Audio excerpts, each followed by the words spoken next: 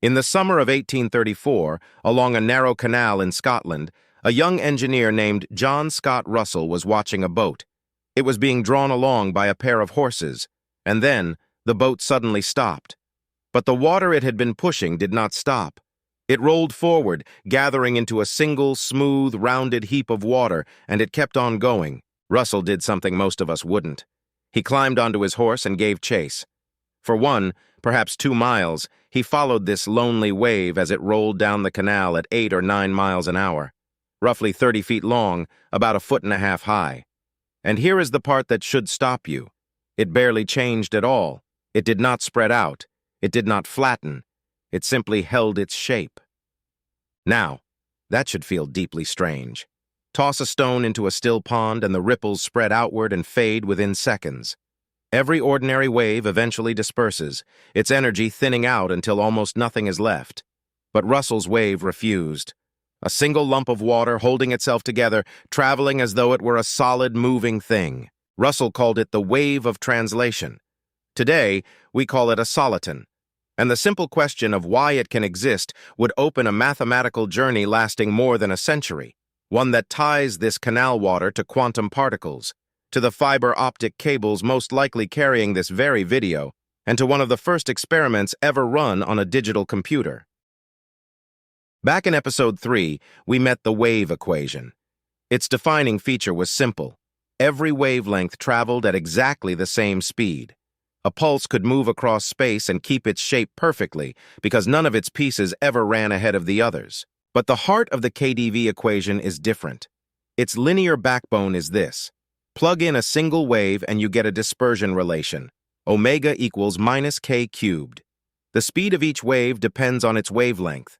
So waves of different wavelengths travel at different speeds and they drift apart. Now here is the problem. A single localized bump is secretly built from many wavelengths added together. If each wavelength runs at its own speed, the bump simply cannot stay together. Watch what the linear equation does to it. It spreads, it flattens, it sheds a trail of ripples, and within moments the pulse is gone. This is exactly what George Airy and George Stokes told Russell. A localized wave, they argued, must spread out and die. And by the linear story, they were completely right. And yet Russell watched his wave roll on for 2 miles, holding its shape. So what on earth was holding it together? The answer is a single word that linear theory completely ignores. The missing word is nonlinearity. To see why it matters, let us isolate 2 effects. On the left, nonlinearity alone. The taller part of a wave moves faster than the base, so the front steepens, racing toward a breaking shock, exactly like the Burger's equation from episode 7. On the right, dispersion alone, which we just saw, spreads a pulse out into ripples. One sharpens a wave, the other smears it out, 2 opposite tendencies. Now put both terms back together. That is the KdV equation. The nonlinear term steepens the wave. The dispersive term spreads it. And here is the miracle. For one special shape, the steepening and the spreading exactly cancel. The result is a wave that refuses to change, gliding forward forever just like the heap of water Russell chased. So a soliton is not a thing. It is a balance, a truce between 2 forces that would each, on their own, destroy it. Which raises the obvious question, what exactly is that magic shape? It turns out we can write it down in one clean formula. Here it is. The one soliton solution of the KdV equation, a hyperbolic secant squared gliding to the right. One single number c controls everything. Its amplitude is c over 2, and the speed at which it travels is exactly c. And that one fact has a beautiful consequence. Taller solitons are faster, and they are also narrower. Here are 3 solitons with different values of c. Watch the tallest one race ahead, while the short, gentle one lags behind. Height, speed, and width are all locked together by that single number. Russell had no formula. But he did have a 30-foot water tank in his garden, and he measured the speed of these waves obsessively. He found that the speed grows with the square root of the water depth plus the wave's height. In other words, taller waves go faster. 60 years before the equation existed, Russell had already measured the very law it predicts. So a single soliton is, by now, almost familiar. But Russell's wave hinted at something stranger. What happens when a tall, fast soliton catches up to a short, slow one? When two of these collide, the result is so surprising that it would take a computer to reveal it. Let us send two solitons at each other. On the left, a tall one, which means a fast one. On the right, a short, slow one, dawdling along. The tall soliton is faster, so it will catch up. Watch closely. What do you expect to happen when they collide? The tall one races in, and for a moment the two merge into a single lump.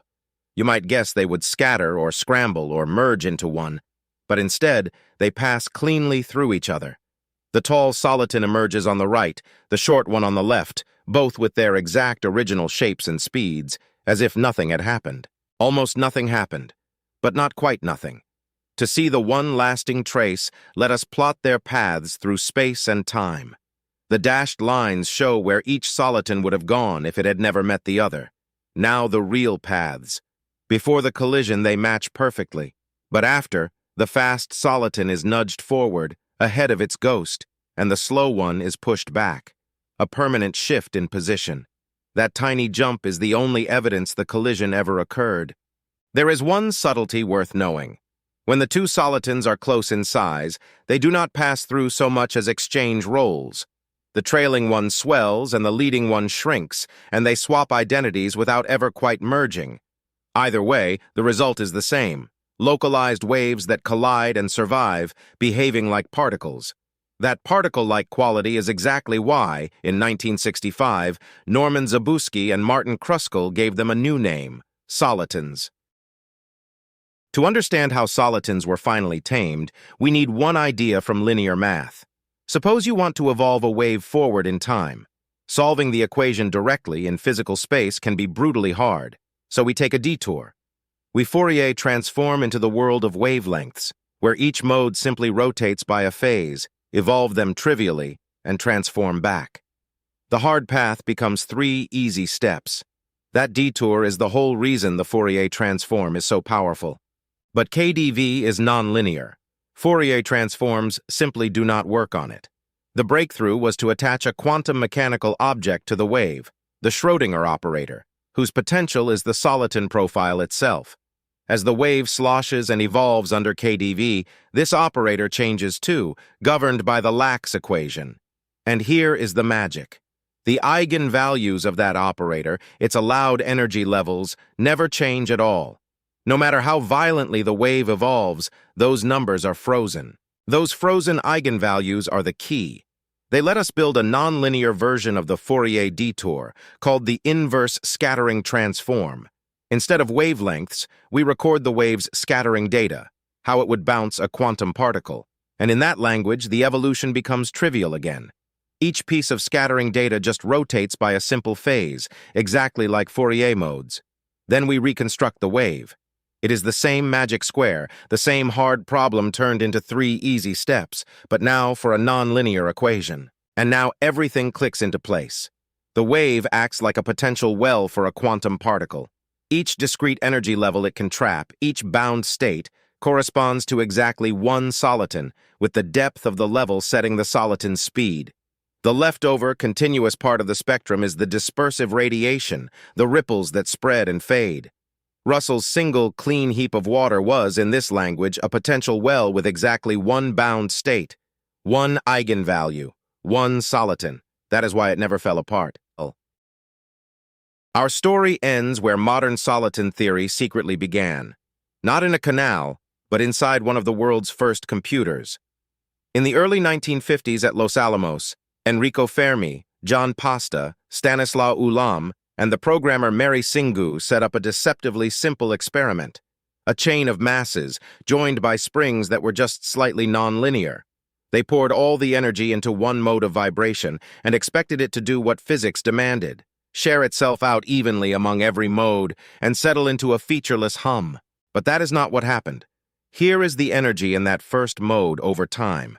At first it drains away, exactly as expected, leaking into the other modes. By the lowest point, almost all of it has scattered. And then, instead of thermalizing, it comes back. After many cycles, around 97% of the energy floods back into the single mode they started with. The system remembered its initial state. This is the FPUT recurrence. The puzzle sat unsolved for a decade. Then, in 1965, Norman Zabusky and Martin Kruskal imagined the chain with more and more, smaller and smaller masses until it became smooth. In that limit, the equation of the chain became the KdV equation. And the baffling recurrence was nothing but solitons, forming, racing around, passing through one another, and periodically lining back up. This is the discovery that gave solitons their name. And the code that revealed it was written by Mary Tsingou, whose contribution went unacknowledged for nearly half a century. Russell's wave turned out to be just one member of a vast family. The very same mathematics describes pulses of light in the fiber optic cables threaded across the ocean floor, optical solitons, quite possibly carrying this video to you right now. It describes kinks in crystals, magnetic domains, even toy models of elementary particles. A soliton is a balance between two forces that would each alone destroy it, and the result behaves like a particle made of waves. A single, stubborn heap of water refusing to disappear and quietly reshaping how we understand waves, integrable systems, and the strange unity of mathematics. Thank you for watching.